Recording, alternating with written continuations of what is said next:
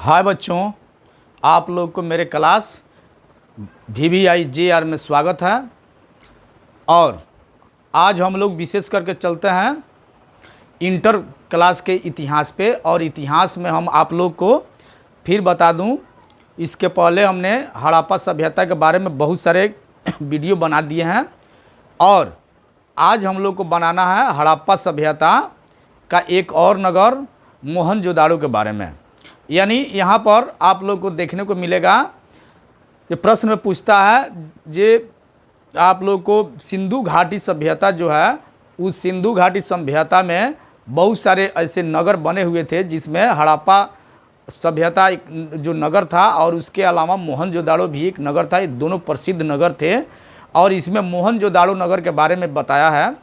ये मोहनजोदाड़ो एक ऐसा नगर था, एक ऐसा सेंटर था जहाँ पे बहुत बड़ा बाज़ार लगता था और ये बाज़ार से बहुत प्रसिद्ध था क्योंकि वहाँ के जो किसान थे, जो मजदूर थे या जो भी व्यापारी लोग थे, वे कई प्रकार के अपने वस्तुओं को, सामान को लेकर इस बाज़ार में जाते थे। यह बाज़ार बिल्कुल एक ऐसा पूरा रंग और पूरा ऐसा एक संरक्षण के रूप में बना हुआ था जिसके चारों तरफ से गोलाकार दीवार था, जो दीवार किनारे किनारे बहुत लंबी थी, ऊंची थी और उसमें जाने के लिए एक दरवाज़ा था और वहाँ पे जो है गोलाकार जो है बरामदा था यानी चबूतरा, और उसके ऊपर जो निचली हिस्सा के चबूतरे थी उसमें जो है सबसे निचले और कम और छोटे छोटे वस्तुओं को बेचने वाले व्यापारी बैठते थे और उसके ऊपर जो थे वो उससे थोड़ा सा अच्छा बेचने वाले व्यापारी बैठते थे। यह बरामदा चारों तरफ से बिल्कुल वो बराबर और एक लंबा चौड़ा जो है वो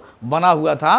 फिर उसके बाद से फिर ऊंचा पर जाइए और फिर बरामदा जो है उस तरह से चौड़ी बनी हुई थी और उस पर उससे अच्छे वस्तुओं को बेचने वाले व्यापारी थे। फिर उससे ऊपर बनी हुई थी गोलाकार, जिस पर उससे भी अच्छे और कीमती वस्तु बेचने वाले थे और इस तरह से हीरा जवाहरात बेचने वाले ऊपर बैठते थे। और उससे भी ऊपर जो बरामदा था, घर था, वह जो है महम का घर होता था, जो महम उस समय का प्रधान होता था और महम जो है उसका मालिक था, पुरोहित था, इसलिए उसका घर ऊपरी हिस्सा में बनी हुई थी।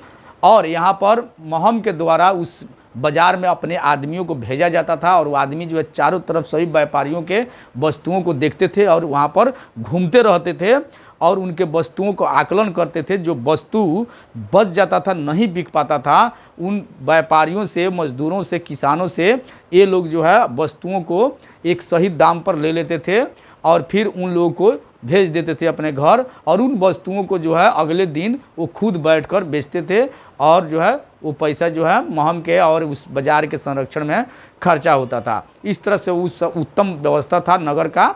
ऐसे कि मोहनजोदाड़ो का मतलब होता है ये हड्डियों का टीला वाला जगह, क्योंकि उसमें दिखाता है जो मोहनजोदाड़ो का जो महम था, अंतिम में जो महम आया वो बहुत जो है क्रूर था और बहुत अत्याचारी था, जिसके कारण इसका अंत भी हुआ। ये जो है बहुत सारे लोगों को, किसानों को मारा और हड्डियों को टांग देता था। ये हड्डियाँ जो है वो बिल्कुल वो वहाँ पर ढेर लगा हुआ था, टीला लगा हुआ था, इसीलिए उस जगह का मोहनजोदाड़ो नाम रखा गया।